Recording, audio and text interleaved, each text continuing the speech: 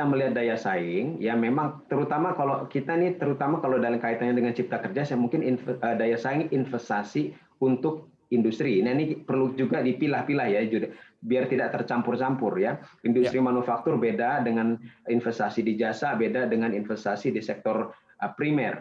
Nah yang ini mungkin yang kalau kita melihat dari besarannya, mestinya ini adalah industri manufaktur karena walaupun sekarang sudah turun ya ini investasi di industri manufaktur, nah, daya saing kita ini memang banyak menurun ya dibandingkan dengan negara-negara tetangga kita.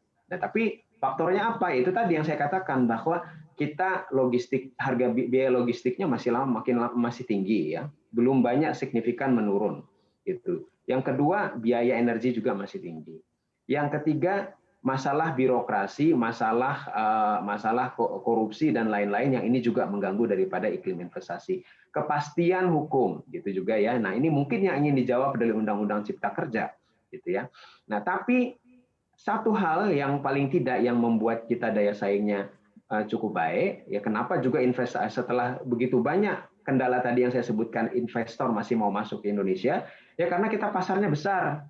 Ya, jadi banyak orang tetap mau masuk ke Indonesia. Jadi tetap berjibaku dengan berbagai macam tantangan dan kendala tadi, ya karena kalau bisa masuk dan beroperasi, keuntungannya besar karena pasar dalam negeri kita besar. Jadi sebetulnya itu keunggulan kita dibandingkan dengan negara-negara yang lain.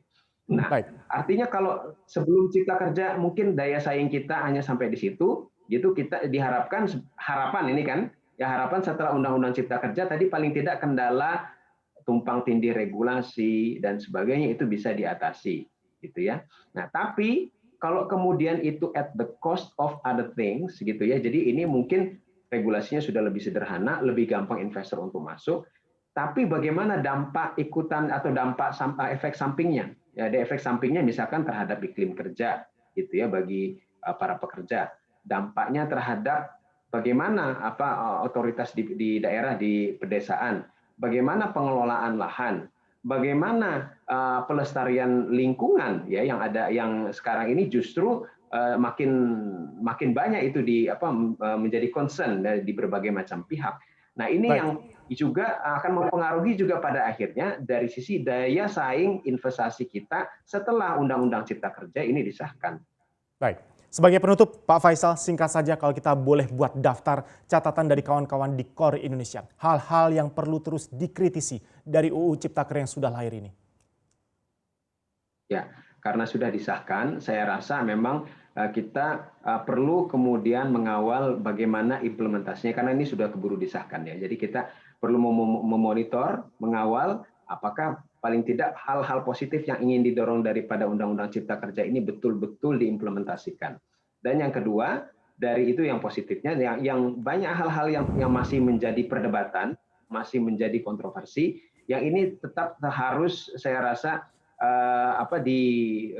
juga dipantau ya untuk memastikan bahwa jangan sampai itu tadi kekhawatiran-kekhawatiran itu terjadi. Karena kalau ternyata hal yang menjadi bukan hanya kekhawatiran tapi ketakutan dengan adanya Undang-Undang Cipta Kerja, salah satunya misalnya diantaranya adalah masalah kualitas pekerjaan di kalangan buruh, ini berarti membuktikan ya kalau seandainya itu tidak bisa dibantah atau ternyata implementasinya seperti yang dikhawatirkan, ini berarti kan memang poin-poin negatif tadi atau yang di dalam tanda kutip dianggap negatif tadi ini betul-betul memang terjadi